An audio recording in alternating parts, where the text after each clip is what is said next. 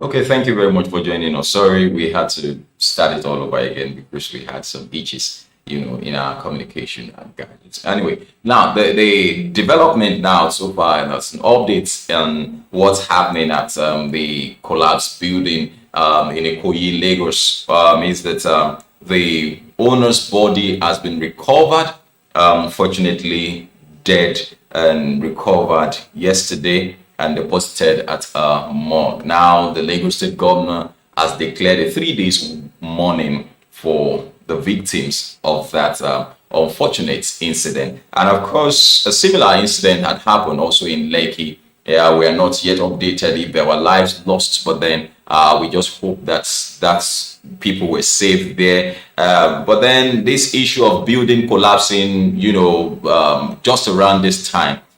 Some people have said that maybe it's as a result of the downpour of the rain and all of that. But then we would see what will happen after the investigation tribunal for the collapsed Lagos State's building submit their report, which is supposed to take just about 4 weeks. Members of the investigation tribunal inaugurated to conduct an inquiry into the cause of the collapsed Ikoyi building has been given 4 weeks to submit reports on their findings. Lagos State Governor Babajide Sanwo-Olu, who inaugurated the tribunal, gave the charge to the members during their formal inauguration today. Sanwo-Olu shared the picture with them his picture with them on his Facebook page. Today, I inaugurated members of the investigation tribunal that will conduct an inquiry into the misconduct responsible for the collapse of the 21-story structure on Gerard Road in Ikoyi on Monday. To underscore the importance of this assignment, I have also signed the instrument legitimizing the composition of the panel and empowering the tribunal to summon anyone and any organization useful to the investigation. The people deserve to know what went wrong, and even though it would not bring back the lives lost, it would help to prevent a reoccurrence of such a tragic event. The inauguration of the panel shows sincerely that the state government is interested in unraveling and getting to the root cause of what's happened, so that everyone concerned, including the government, will learn from the very unfortunate incident. Of course, up till yesterday, about 32 bodies have been recovered. But then rescue operation is still on the way. Lagosians and the world will be watching and waiting keenly with the full expectation that the immediate and remote cause of this tragedy will be uncovered. I have given the panel the mandate to complete the job within 4 weeks. That is coming all the way from Lagos State, from the governor of Lagos State. However, he has also gone ahead to declare 3 days mourning. 3 days mourning. It says flag to fly at half-mast. Governor Babajide Sanwo-Olu has declared 3 days mourning over the Ikoyi building collapse, which occurred on Monday. No fewer than 32 persons are believed to have died in the incident. Of course, that's the detail. That's up till now. All flags are to be flown at half-mast in public and private buildings, and official engagement cancelled during the mourning period. The Lagos State government once again commiserate with all those who lost their loved ones in the unfortunate incident. Quite a number of people lost their lives in that incident. I heard of the story of a man who was actually on his way, a developer also, a code developer who was actually on his way to the United States. The driver, he received a call from late Mr. Femi Oshibino to stop over and see 1 or 2 things, and he just stopped over.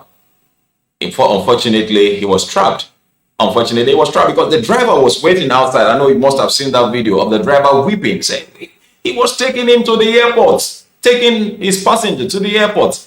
Unfortunately, several stories of people who were trapped in that particular rubble are all over the place. But then what can we do? The deed has been done. But then we would look at certain things just after this. Governor Sanwo-Olu also has visited the site 3 times to encourage the rescuers and console relations of those who are believed to have been trapped in the 21-story building. He was today at the hospital to cheer up those injured before swearing in a 6-man panel inquiry to find out why the building went down and recommended measures to prevent such incidents in the future. That's made available to us by the Honorable Commissioner of Information and Strategy, Benga Omotosho.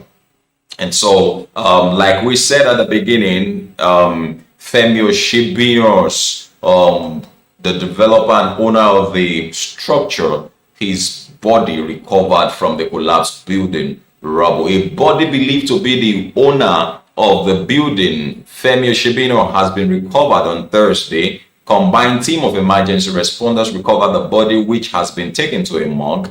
As gathered, the lifeless body of Oshibino was recovered Thursday after painstaking efforts from emergency responders. However, there were conflicting reports on when the body was actually recovered. While a report said the body was recovered early Thursday, another stated Thursday evening. As of press time, there was no official confirmation on the report. The 16th floor building was owned and constructed by the late Oshibino's company, Fourscore Heights Limited, after over 72 hours of rescue and search operations since the incident occurred.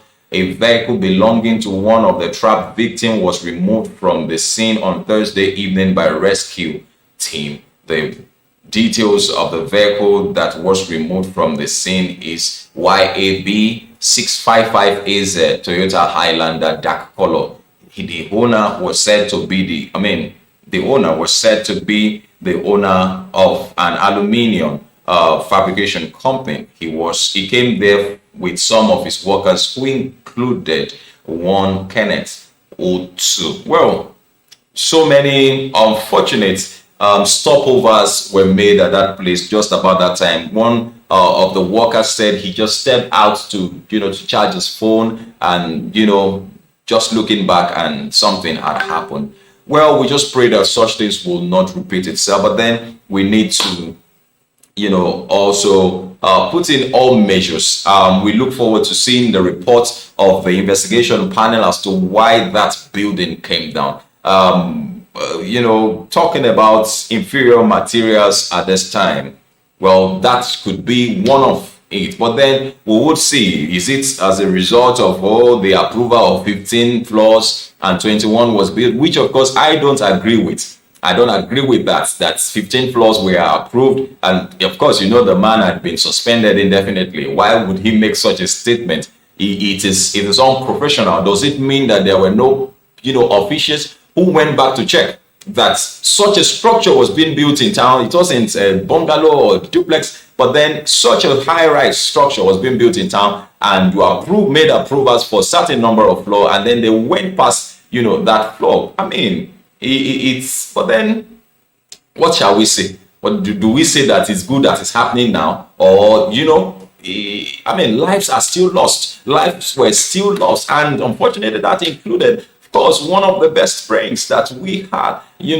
the developing and building industry. Considering the strides and all the achievements of Fourscore Heights construction, it's a loss to the construction industry. Well, that's the development now. And of course, when you now look at the similar event that took place in Lekki, though no, we've not heard of lives lost in that particular one. But one question I'm going to leave you with is, what happens to the other two buildings? What happens to the other two buildings? Do we trust or believe in the strength of those buildings, going by what has happened to this third one? Do you think those buildings will stand? Or do you think, those are questions that were just running through my mind. If this one could come down, then do we trust the other two? Do we trust the other two? Were there inferior materials that were brought into the place? Considering the cost of, materials now, how expensive things are today, but then is that enough? Considering how much these buildings are going for, I mean, should they be built with inferior material? Now we cannot blame the dead anyway. But then because Mr. Femi Shipino, late Mr. Femi Shipino, it's not the person going to bring cement there. It's possible he had paid for 10, for instance. I'm just giving an example. He could pay for 10 cements and, he would not supervise everything. He would not come there every day and say, okay, he must have people, who will be in charge. And so even if that's happened, it did not happen from his end. So we can blame the dead. We can blame him for if that was the case, But then may the soul of this great men rest in perfect peace. But then that is the development from ONIF TV touching, the collapse building in Ikoyi. Of course, as we have other updates, we would let you know. And of course, we'll do our best to come up with, so that because it's not just going to affect people in Lagos. Of course, the people that died in that place are not just Nigerians. We have Togolese and people who are, if you have been to those places, you would know how people troop into, trying to get livelihood and all of that. So I'm scared of the number of people that are trapped in that place. A lot of people will be in that rubble, and it's unfortunate. It's unfortunate. And so we should do everything possible to, even in your own private construction work, please, no managing of resources. If you cannot do it now, you can always do it later. Let us not manage resources. Let's not be managing material. You're supposed to use 2 bags of cement. You say, let's manage 1. Why would you manage 1? Because the cost of 1 bag of cement that you did not use will not be commensurate with the cost of what you're going to lose if anything goes wrong. Somebody could have made a huge sum of money out of this particular building. Somebody who was told to buy 10 bags of cement, probably went there and supplied only 5 bags of cement. And somebody somewhere collected the money for 3 and gave him the money, and they shared the money in there. They could go buy a Toyota or whatever, or buy a Mercedes Benz, or even go build a house in their villages. But then, the lives of people, look at it. You can imagine if these floors were already being occupied. Look at the teeming number. I've worked in such places before. I know the teeming number of people, maids, children, families that would already be stuck inside such a place.